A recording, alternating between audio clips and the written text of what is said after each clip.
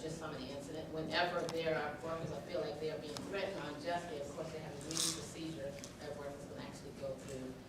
Workers right now, because they are non-union, they are at-will workers, whereas Sodexo have the opportunity to do whatever, fire them just for coming in with a smile. With the unionized shop, they cannot fire workers unless they have just cause. So that's just a few of the things that are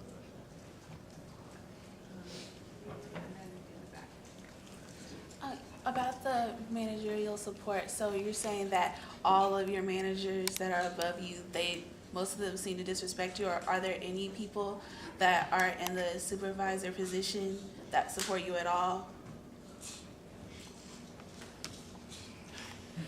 I wouldn't know. I mean, I don't ask them. I don't, I try not to get into the union stuff with them. So because they might say something to make me get crazy. So I don't talk with them about it. And like when we was out there talking yesterday, and the manager was upstairs leaning over the thing, so she came back to where we were. She didn't say anything to me. She just looked and I asked, I said, "What's up? What's wrong?" She said, "Nothing. I was just looking." So they haven't said anything. One day Chef Michelle came back and he asked me, "What you doing with that?" I said, "'Cause y'all don't act right." I said, "You wanna know anything else?" So,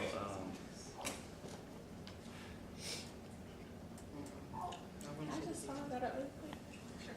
So, for the supervisors and all of the chefs, do they not get any kind of disrespectful treatment from the corporate Sodexo at all? Does it seem like that's the way, or do you feel like it's because they're in the position that they are, that they just do not want to get involved in it, that they're too scared to lose that higher position? I think it's because they're scared of the higher position. Like I said, when I went over to Paris, that was one of the questions that I asked the shareholders. Were Sodexo teaching the supervisor, manager, and general manager, or were they having a class on how to be disrespectful to us? Or was there a certain way they were supposed to talk to us or treat us? Because I felt like the majority of the supervisor, managers, and chefs, they're all white. The ones that I have seen that have moved up as being black as an executive chef or a manager as being black, 6 to 8 months they are there. And I'm not going to say it because they were on our team, they were for us, but I question that because I want to know, did you want to have a certain class of people above us to say, okay, this is how we're going to treat these people, this is how we're going to make sure that they don't get to form a union. So I myself personally asked that same question. I just wanted to know if Sodexo or maybe even the Emory chapter ever allows you guys to evaluate them as a company, how they treat you, what services they provide, wages and everything else. And if they do give you surveys or some other sort of evaluation, do you ever hear feedback from them on those? And also just wondering how you got to go to Paris. When SEIU came to us and found out that we did have a concern, we wanted to form the union, that was one of the places that they were going to. We not only went there, but we went to New Orleans and Washington. And like she said, this is not just here in Atlanta, this is worldwide. I was blessed enough to go and be a part of that because I had a story to tell, and I wanted to make sure that the person who in charge of Sodexo heard my story and knew how I felt and how I was being treated once we decided we wanted to form a union.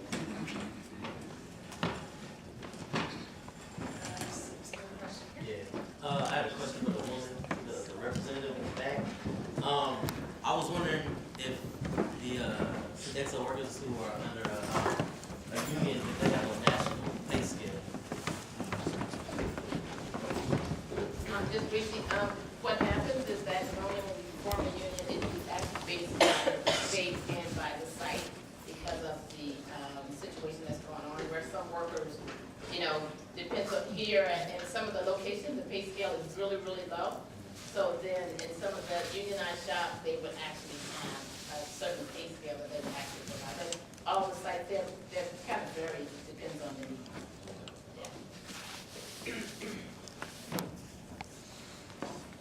I know I had a question. So did Clara need to leave? She's going to the bathroom. She was meant Oh. to. She was meant to. So, And Starworks here.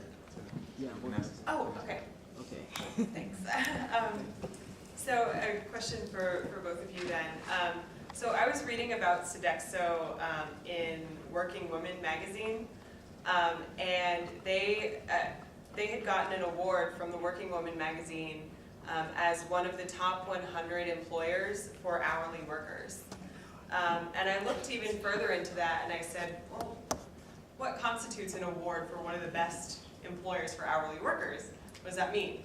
So I looked into it, and it turns out that they listed some of the really good benefits that Sodexo gives their workers, such as tuition reimbursement if you want to take a class, or a complete subsidy for culinary school. They'll totally pay for culinary school if you want to go.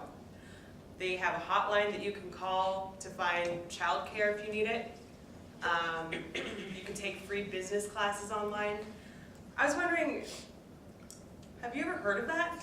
Do you know about that? Does that exist? The only hotline I knew that Sodexo had was the hotline for us to call if we wanted to complain about something that we felt was unfair on the job.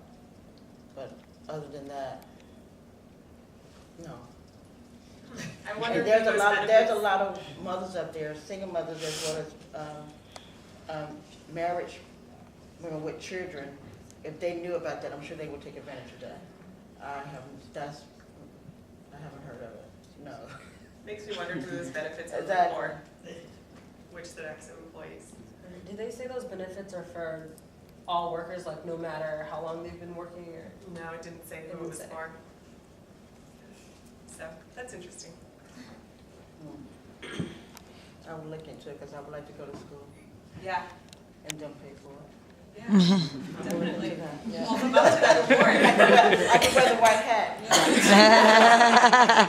Of course. Are you stretching or do you have your hand up? All right, are there any more questions before we wrap it up?